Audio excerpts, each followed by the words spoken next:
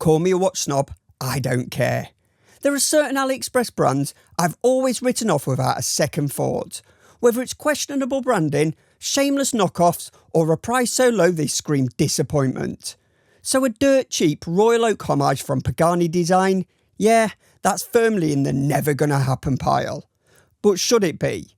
One of the perks of running a YouTube channel is that I get to handle watches I'd otherwise never touch in the real world.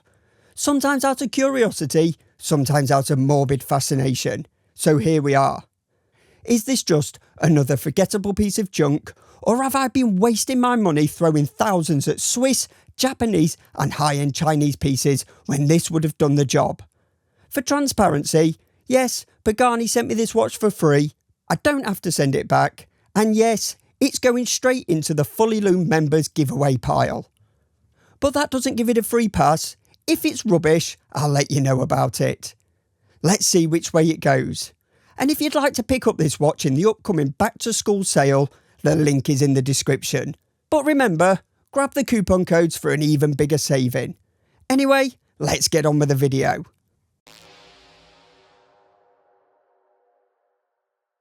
The Pagani Design PD-1707 rocks a 40mm stainless steel case. On paper, perfectly civilised, until you factor in those first end links. They've got all the flexibility of a stubborn cat, which is par for the course for this style of bracelet, but it does mean the official 47mm lug-to-lug is a bit of a fairy tale. In reality, you're looking at 51.5mm. So if your wrists are like mine, then I feel you, champ. But it doesn't make us less manly, whatever the bigger boys say, but you'll definitely know this is there. At 10.8mm thick, it sits reassuringly flat, helped by the fact that it's a quartz and not lugging around the extra baggage of a mechanical movement.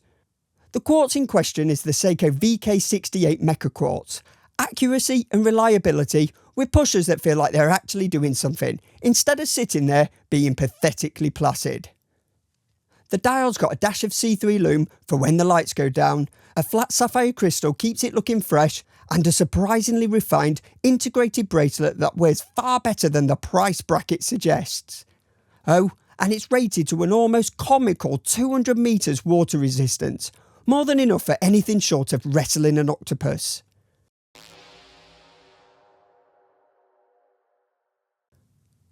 Let's be honest, the PD-1707 is unapologetically a Royal Oak homage.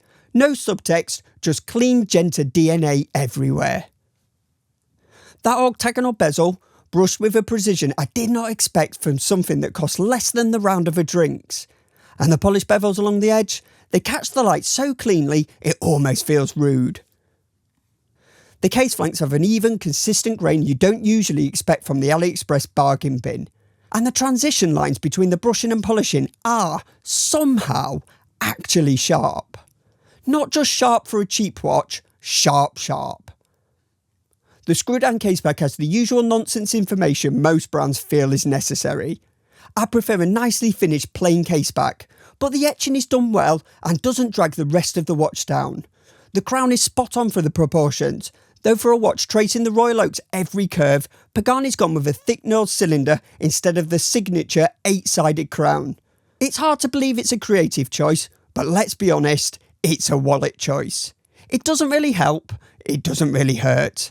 The pushers get screw-down collars, not something you'd expect for this money, and they help justify its most absurd flex, 200 metres water resistance. Will anyone go that deep? Probably not. But bragging rights cost nothing here. From the side, you get the unmistakable Genta geometry. Slim, angular, purposeful, with a bevel that plays with the light like it's trying to show off all 8 sides at once. It tapers into the integrated bracelet seamlessly. And yes, I didn't want to believe it, but the bracelet is actually good. The brushing is tidy and straight, the beveled edges are well defined, and the articulation is smooth. The bracelet is usually the biggest tell of a budget piece, and I fully expected to hate this one, so much so that I had the included rubber strap ready to go, but it's damn good. Now, I won't pretend it's masquerading as something from a £500 watch.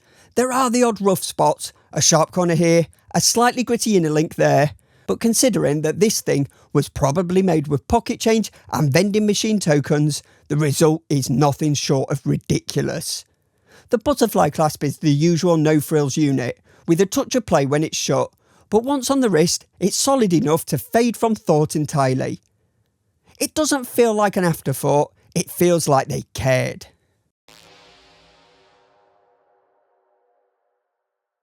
The dial is a textbook example of familiar design, executed with surprising finesse. That tapestry texture isn't just decoration, it adds a subtle, almost hypnotic depth that catches the light just right, giving the dial a bit of life without ever feeling overdone. Under close inspection, it's not flawless, but for a watch at this price, it's impressively refined. 3 chronograph subdials sit neatly in formation, a 24-hour indicator at 3, running seconds at 6, and a 60-minute totalizer at 9. They're finished with a subtle sunburst, offering just enough contrast to read at a glance, and without turning the dial into a cluttered mess. This is the dial that knows how to behave. Hands and applied indices are polished and clean, sharp enough to catch the light, but not scream for attention. There's a modest application of C3 lume on the hands and markers. Nothing to guide submarines, but perfectly fine to find at 3 AM without fumbling around on your bedside table. The date window slides in discreetly between 4 and 5 o'clock, colour matched to the dial so it doesn't jar or break the overall symmetry. Crowning it all is a flat sapphire that sits flush, keeping the dial looking as intended, adding to that overall signature look of a 70s Genta design. It's a dial design done to death, no question, but here the execution is a genuine surprise. You're looking at a level of detail and balance that makes you do a double take. And if it takes getting under a loupe to spot any flaws for under 50 quid, that's a win in my book. Let's pause the review because it's giveaway time. I'm giving away this stunning Welly Merc WM226 when the channel hits 7,500 subscribers. To find out how to enter, click the link in the description. If you want even more chances to snag watches, I run a members only giveaway. That's where I give away all the other review pieces I get sent, as well as early access to videos, exclusive content, and a good old chinwag in the members posts. Fancy a shot at winning multiple watches every month? Just tap that join button below or hit the link in the description. The money from the members goes directly to the cost of getting the watches to winners. The next giveaway for the Seiko Design Z series will be drawn on Friday the 22nd of August, so get in fast for a chance to win. Alright, marketing spiel over, let's get back to the video.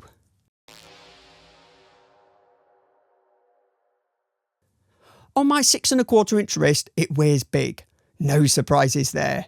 But it's surprisingly comfortable. However, there is a big but. The bracelet comes without any half links, so dialing in that perfect fit is a bit of a lottery. For me, it's a swing and a half hit. Just right in the evening, annoyingly loose first thing in the morning. A shame because the bracelet is honestly the highlight here. Sure, there are rubber and leather options, but seriously, if you don't get this thing on the bracelet, you need your head checking, fitting issues or not. Before this arrived, I braced myself for something tinny and rough, and about as refined as a builder's elbow. But this sub £50 homage nails a finish that would shame a watch 5 times the price from the Japanese big boys. Would I love to see Pagani throw their own twist on the Royal Oak template? Absolutely. As a watch enthusiast, I want originality, a bit of a deviation. But I also get why they didn't. Nobody out here is desperate to wear a PD, they want the AP vibe. And for all that, this ticks the box without breaking the bank. Thanks for watching, please like and subscribe, and I'll catch you in the next one.